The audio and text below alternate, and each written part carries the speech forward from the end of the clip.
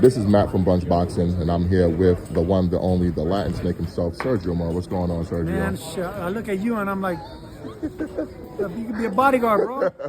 Mr. Cullen, a fighter, bodyguard, you whooping someone's ass. Now, we are here to announce the historic Top Rank DAZN partnership. It's a new era in boxing, new era for Top Rank, a new era really for DAZN. What are your thoughts on this partnership, and how surprised are you that they were able to get this partnership over the finish line? Listen, man, I've been in boxing 25 years, and initially, whenever a new player comes into boxing, there's always someone across the street. There's always politics. There's always networks being involved. The best can't fight the best because they're across the proverbial street. All that nonsense is little by little going extinct. Now we have the best promoters under one platform. And that's Bob Arum, Golden Boy, Eddie Hearn, Frank Warren. You get the smaller promoters, and it just trickles down to the fans. The best are going to fight the best because there's no more politics. There's no more of that. So I just think there's the sky's the limit in this sport, and I think the DAZN really became, in 7-8 years, a global home of boxing, and I'm thrilled to be a part of it. Now, one of the promoters that you did not name, the PBC outfit, do you anticipate you guys, well, not you guys. Well, I also didn't mention Zuffa, their competition. But look, more boxing is better for everybody. But I'm talking about promoters. Yeah. The best promoters that have been around the longest, they're under DAZN. So now, but do you anticipate any cross-promotional things, maybe with the PBC? We saw PBC was able to work with Top Rank on the Oshaki Foster Stephen Fulton fight. They were able to work with Golden Boy on the David Benavidez fight. Do you foresee the future of them continuing to work together? Oh, yeah. No, I definitely do. I mean, when Canelo fought Munguia, it was a PBC event, and they were in control, but we were a part of it. Benavidez and Surdo Ramirez, hopefully we're a part of that. I think you are. We saw the announcement. Yeah. I wanted to keep it political. But there's a lot of things in the mix, man, and I think when you start co-promoting, you get the best out of the best, So PBC, hopefully we start working more alongside together because, we got to bring it closer knit for the best going to be fighting the best and give the fans what they want. Now, you yourself went from a world champion fighter, you transitioned over to being an analyst. What made you want to stay in the sport of boxing in this capacity? Because it's all I know, man. I don't got no work experience. I don't have a college education. I never had a job in my life outside this one.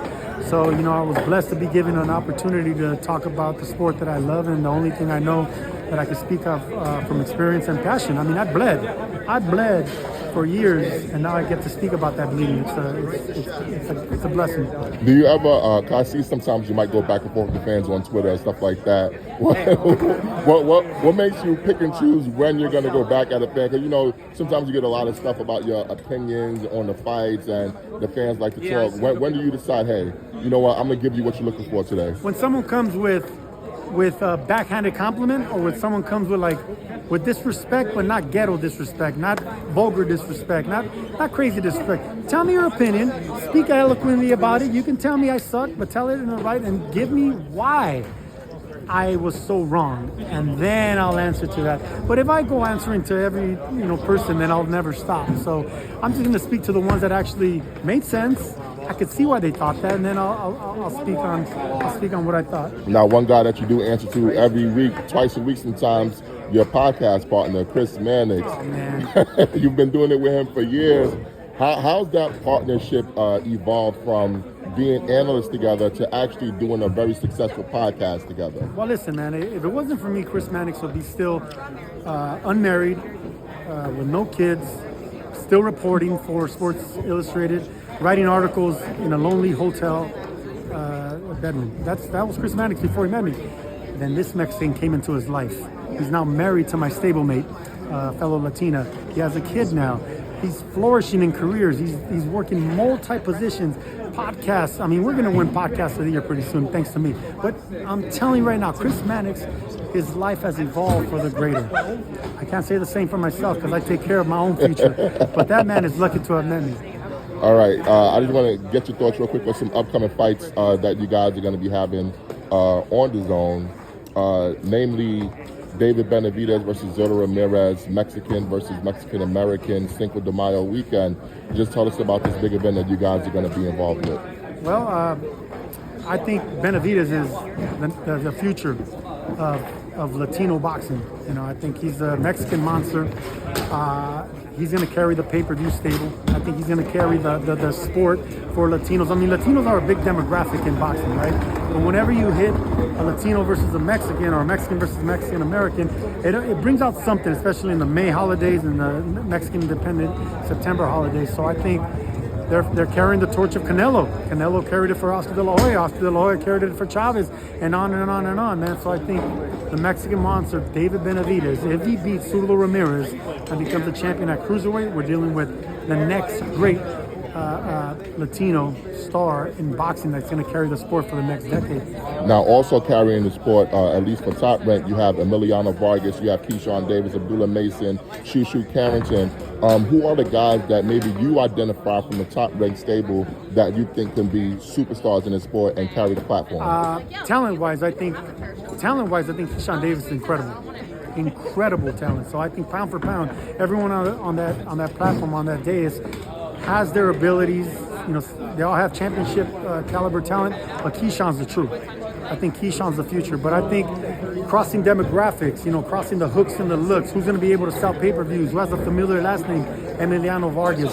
I think it's a little bit of both. Abdullah Mason, he's barely getting started as the youngest champion. And Shushu Carrington, we've seen what he did in this very arena not too long ago, putting butts in seats. Top Rank is coming with full caliber, man. They're opening the doors and they're coming in blasting on DAZN. I'm looking forward to all of them. And finally, for you accomplished a lot in your boxing career. Like I said, became a world champion. In your broadcasting career, what are you looking to accomplish? Like, what's the coup de grace for you? Just to continue doing what I do, man. I mean, it's hard to transition from boxing other than being a trainer. And I don't have the patience to be a trainer.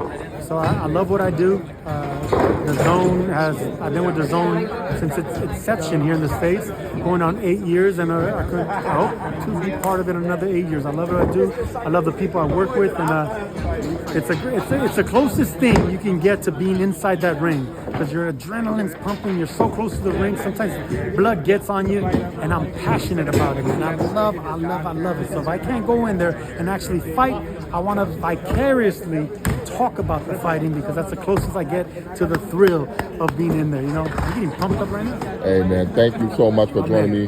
Best of luck to you. Yes, Sergio Mora, ladies and gentlemen.